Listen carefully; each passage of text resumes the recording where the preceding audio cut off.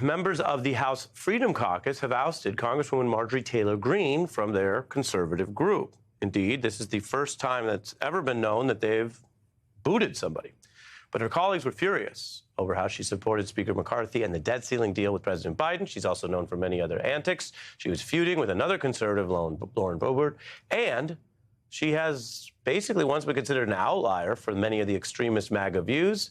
It is striking that at least on one deal or one vote, the Freedom Caucus says she's too moderate. Hugh is a patriot. We know that for sure. Antifa terrorists have declared war on America. The Democrats are the party of pedophiles. The so-called plane that crashed into the Pentagon. It's odd. There's never any evidence shown for a plane in the Pentagon. Every crazed left-wing corporation shoves Pride Month down your throat in June. I'm a big fan of the AR-15. The great thing about it is that you get as many bullets as you want. We need to be going after these federal judges that are persecuting people that walked around in the Capitol on January 6th. Too right, too moderate, or just too much? It is Friday, and we are telling MTG to fall back.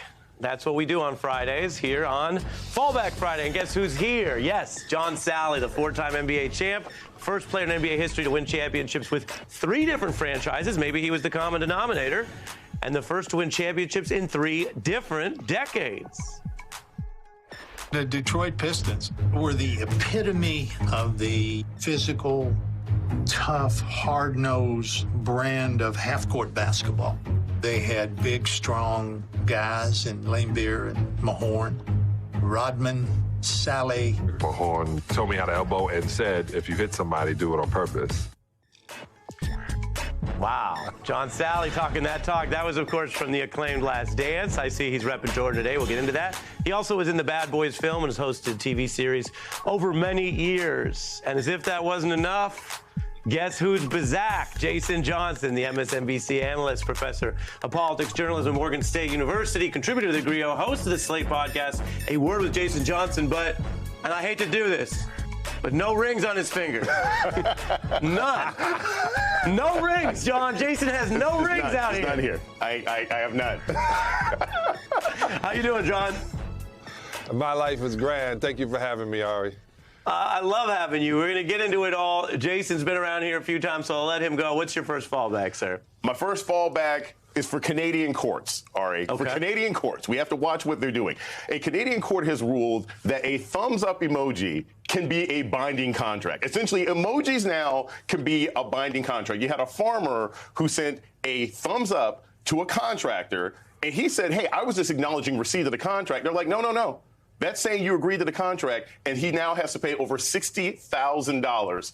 That's what the court ruled. Right, and you're kind of sticking up for him and saying, look, emoji, first of all, emoji culture is always changing. Exactly. I'll be the first to say. But that this could be could be copy, right? It doesn't necessarily mean I agree to all the terms that I haven't had time to read. Exactly. It could just be I'm okay. When I think of the number of emojis that I use, anything from the poop emoji to vegetable emojis could mean I'm just making dinner, or it could mean something else. And we can't have legal contracts, legally binding things that come with those emojis. Now, here's what I got to say. I'm going to bring John back into this. On the one hand, it's a great point. On the other hand, he has no rings. How am I going to listen to him when he has no rings? I'm going to have fun with this. What I said. This is the emoji I said. I said this emoji because it's brown. And that just means what? That means what? Exactly. Yeah. John, we're going to get into your... I don't know, be fruitful and prosper. Which one it was? Respect. That's it. Live you know, if we're getting into it, John, I'll tell you, I'll do this one because it really looks like The Rock, like the ROC Jay-Z Hove Rock, but it's in there for some reason. So when I send it, I feel like people know what I mean. But now, Jason's right. I sent it to the wrong lawyer at the wrong day, and they're going to say, well, he said that was basically, yes, I accept the terms. John, what are you saying with the MJ shirt today?